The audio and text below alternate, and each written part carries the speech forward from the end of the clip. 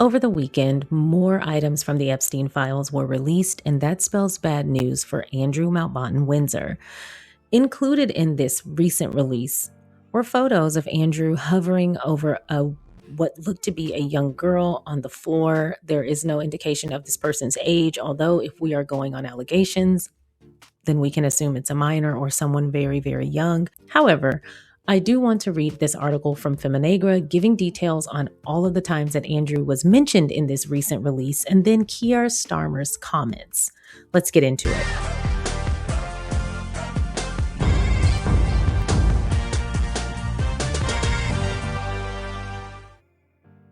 Thank you so much for clicking on my video, and if you're returning, welcome back to my channel. Today, we're going to be taking a look at an article in Feminegra discussing Prince Andrew's involvement in the most recent Epstein files leak, as well as two photos that were shared showing him in them doing something very odd. And then we also have to talk about Keir Starmer's comments on Andrew's involvement with Epstein. We have a lot to get into, but before we do, if you haven't already, please don't forget to go ahead and like this video, subscribe to the channel, and feel free to share so that more people can find us. Once again, this article is in Feminegra, written by Miss Historian, and it's titled, Prince Andrew's Epstein Ties Are Back in Focus After Massive U.S. File Release. Jeffrey Epstein continues to be the gift that keeps on giving. Even 7 years after his death, he is still unsettling the powerful people who once moved comfortably in his orbit. The latest release of more than 3 million Epstein files by the U.S. Department of Justice names a long list of high-profile figures, including Donald Trump, Bill Gates, and many others. As Andrew Mountbatten Windsor, formerly known as Prince Andrew, prepares to mark his birthday next month, the documents arrive like an unwanted early present from an old friend, a present the royal family may have known was coming. Buried in the documents are messages showing how close Andrew remained to Epstein after his conviction. They also reveal what U.S. authorities were being told behind closed doors years before the public saw a single page. I can only think back to when people were saying that the Epstein files were a myth. For readers new to the case, these files do not offer legal verdicts. However, in the public court of opinion, they are damning as they offer a paper trail. They show access, familiarity, and warning signs that were already known long before the scandal reached breaking point. One email exchange from September 2010 is hard to ignore. In it, Prince Andrew invites Jeffrey Epstein to Buckingham Palace for dinner and offers what he calls plenty of privacy. The timing matters. Epstein had already been convicted. Andrew was still a senior working royal, protected by state-funded security and police. The files do not say whether the dinner ever took place. Buckingham Palace has declined to comment. The question that lingers is not complicated. Why was the invitation sent at all? Compared to the abuse detailed elsewhere in the Epstein files, another email may seem almost trivial, yet it is revealing in its own way. In a separate message sent weeks before the King's speech opened in the United States, publicist Peggy Siegel confidently predicted the film would win Best Picture and that Colin Firth would take Best Actor. The email landed 3 weeks before release and 2 months before Oscar nominations. It may be the least serious detail in the files. It still captures something unsettling about the world these figures moved in, where outcomes appeared settled long before the rest of the public was allowed to play along. Some of the most disturbing material appears in internal U.S. government email chains from 2020, created during the prosecution of Ghislaine Maxwell. These emails record tips and allegations received by federal authorities at the time. One message contains an allegation that Maxwell sold a girl into sexual slavery in the 1990s and names Andrew Mountbatten Windsor as an accessory to abuse that allegedly led to her death. The email describes claims of torture and of another individual being forced to carry out the killing. The files make clear that these claims were not proven and that no charges followed.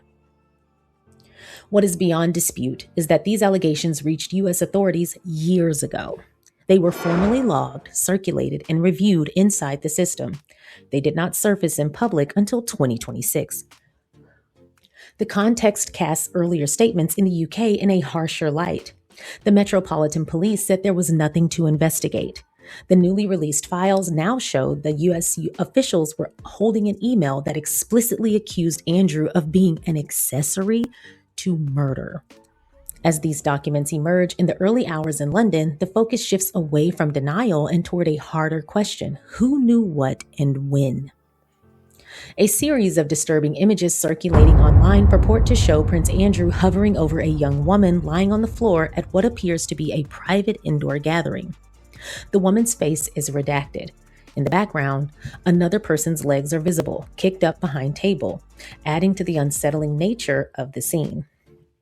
The photographs have no verified provenance. There is no confirmation of when or where they were taken or of the circumstances surrounding them. On their own, they do not establish criminal behavior. Even so, they continue to resurface because of the long trail of allegations connected to Andrew and his association with Jeffrey Epstein. Their reappearance has taken on renewed significance following the release of internal U.S. government documents, including a redacted FBI summary of a cellmate interview. That email records allegations involving several high-profile figures and includes claims related to Andrew's conduct, attributed to witness statements and second-hand accounts. As with the images, the document records allegations rather than findings, and no charges followed. Set against that backdrop, the images have become part of a wider public reckoning. They do not prove wrongdoing. They do, however, reinforce why scrutiny has never faded and why every new release from the Epstein files continues to draw attention back to Andrew's past and the unanswered questions that surround it. Virginia Guiffre, one of Jeffrey Epstein's accusers, said Epstein forced her to have sex with Andrew on 3 separate occasions, including when she was 17. Andrew has denied those allegations. He later settled a civil lawsuit with Guiffre in 2022 without admitting liability. Guiffre died by suicide in April of 2025. Her claims and the settlement that followed remain central to why images like these continue to provoke anger and suspicion online. On their own, the photographs prove nothing. Set against years of accusations and denials, they have become part of a wider picture that many find impossible to ignore. Prince Andrew stepped back from royal duties in 2019 following his disastrous interview with Emily Maitlis on BBC Newsnight. He later lost his titles and public role. The palace framed this as damage control after a disastrous interview. The timing now looks revealing. Earlier this month, it was reported that Prince William, heir to the throne, had hired a crisis manager. At the time, the move raised eyebrows. With the release of these emails, the reason is clear. Andrew is a long festering problem the royal institution allowed to rot for decades, and the fallout is no longer containable by silence alone. It strains belief that senior royals knew nothing while Andrew kept inviting Epstein into royal spaces. Blood ties do not vanish because statements say they should. For years, Andrew lived and moved within royal property under royal protection while maintaining contact with a convicted sex offender. The palace has repeatedly tried to present his case as one man acting alone. The emails and the records suggest something else. Doors that should have been shut stayed open, and they stayed open for far too long. Despite public statements about distance, the private reality appears more complicated. This month, reports of a complete rift between Princesses Beatrice and Eugenie and their father were quietly contradicted by friends who described ongoing private contact. Sympathy for Andrew and for Sarah Ferguson, driven by the pressure of the Epstein scandal, has never fully disappeared behind palace walls. Andrew also remains more formally embedded than many assume. He is still a counselor of state and the legal holder of the Duke of York title.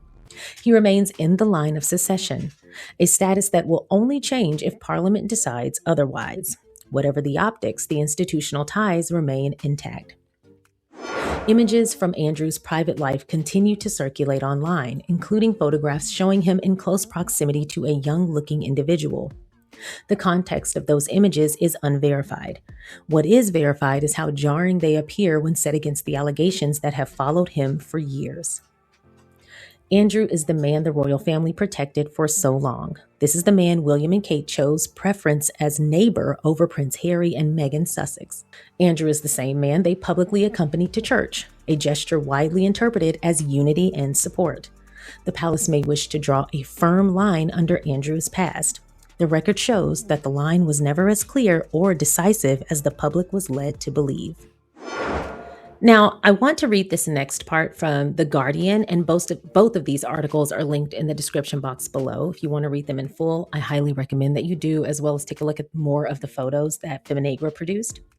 But this one from the Guardian says, speaking after the release of the latest Epstein files, Keir Starmer said, quote, "Firstly, I have always approached this question with the victims of Epstein in mind. Epstein's victims, I'd like to call them survivors because there are also survivors. Epstein's victims and survivors have to be the first priority. As for whether there should be an apology, that's a matter for Andrew. But yes, in terms of testifying, I have always said anybody who has got information should be prepared to share that information in whatever form they are asked to do that. You can't be victim-centered if you're not prepared to do that." The document suggests that a month before the Buckingham Palace invite, Epstein had suggested he could arrange for Mountbatten Windsor to have dinner with a clever, beautiful, and trustworthy Russian woman who was 26. Mountbatten Windsor apparently responded that he would be delighted to see the woman. He also asked Epstein if it was good to be free from house arrest. Mountbatten Windsor and Epstein were pictured walking together in New York's Central Park later that year. Thank you so much for watching the SharionSade YouTube channel. I appreciate you watching my content. If you haven't already, please don't forget to go ahead and like this video by hitting the thumbs up. Please don't forget to subscribe by hitting the subscribe button. And don't forget to comment along the way. If you feel so inclined, please don't forget to share so that more people can find us. Once again, thank you so much for watching. Now let's get back to the video. Being that so many files were released and also pictures, etc., and there is still so much more to come, even with the quote unquote redactions, there is still so much visible and so much information available. It is appalling and jarring, and I'm still processing even the little bit of it that I'm aware of. I have not even attempted to deep dive into any of it. I'm kind of taking it and dealing with it sparingly, and I highly recommend that anyone who is at least sensitive in the way that I am, or just not fully prepared to see all that's in those files, I highly recommend you take your time. Either way, I'm glad that more information is coming out. I hope that something can eventually be done. It seems to be getting more intense, seems to be getting worse with every release. And at this point, I really am just wishing they would just drop everything and let's move forward from there. Unfortunately, it just appears that there's nothing that's going to be done. I feel like these things are being released sparingly or incrementally so that we can become more and more desensitized to them, so that when more of this comes out, it won't be as jarring for people, and there will be fewer calls for more action or justice to be had or to be taken. And that's unfortunate. I do feel like there is an intent to make us desensitized to what is going on in those files and what has been going on for years. And in my opinion, probably still going on. I mean, I don't feel like that full-scale operation just ended with the death of Epstein. I do feel like there was likely a changing of hands or a changing of the guard, and plan 2 or whatever, backup plan B was deployed. I don't feel like all those people just stopped in their tracks after decades of those heinous activities. But who am I? I don't know. I could just be diving into a conspiracy. I just don't think, given just basic pattern recognition, that these people who are not used to limitations just stopped their operation simply because the current regime is in power and at risk of being vulnerable or getting in trouble or having to experience justice. I feel like they had another plan or backup in the event that they were exposed to continue their activity away from plain sight. But that could be just me. Anyway, I have very little faith in people like this. I feel like they seem pretty determined to do the horrible things that they were doing, and I don't see a little bit of justice stopping them. As a matter of fact, Virginia Giuffre wrote in her book that it almost seemed like Epstein wanted to get caught just so he could show that he could get away with it. It almost made him feel more invincible when he did get convicted the first time. That was eye-opening. Unfortunately, it wasn't surprising, but it was appalling, if that makes sense. Anyway, I really wish they would just force Andrew to come back to the U.S. and do whatever is asked of him so that justice could be served. And I do wish that he could actually face some kind of punishment. Everyone involved should face some kind of punishment. But in my opinion, I just don't have a whole lot of faith that that's going to happen, but I can hold out hope. So I will do that. Anyway, my heart continues to go out to the victims and the survivors. May they receive real justice. Anyway, did you guys see the information leak from the Epstein files drop, or some of the Epstein files dropping over the weekend. Y'all let me know related to Andrew, what you thought of when you saw those photos. Did that look like an adult to you? Because they blocked her face. I'm just going to be honest, that did not look like an adult. It doesn't matter either way because she was being trafficked. That's not something she was doing consensually or by choice from what we know based on the allegations. But it certainly broke my heart to see that photo as well as some of the others that I saw. I had to mute the words Epstein and Andrew and Trump so that I could scroll with a little bit more peace of mind. And once I'm ready to get more information, I will go back. But for now, that is as much as I'm willing to accept to have some kind of peace. Anyway, y'all let me know your thoughts in the comment section below. If you haven't already, please don't forget to go ahead and like this video, subscribe to the channel, and feel free to share so that more people can find us. And I will see you next time. Bye.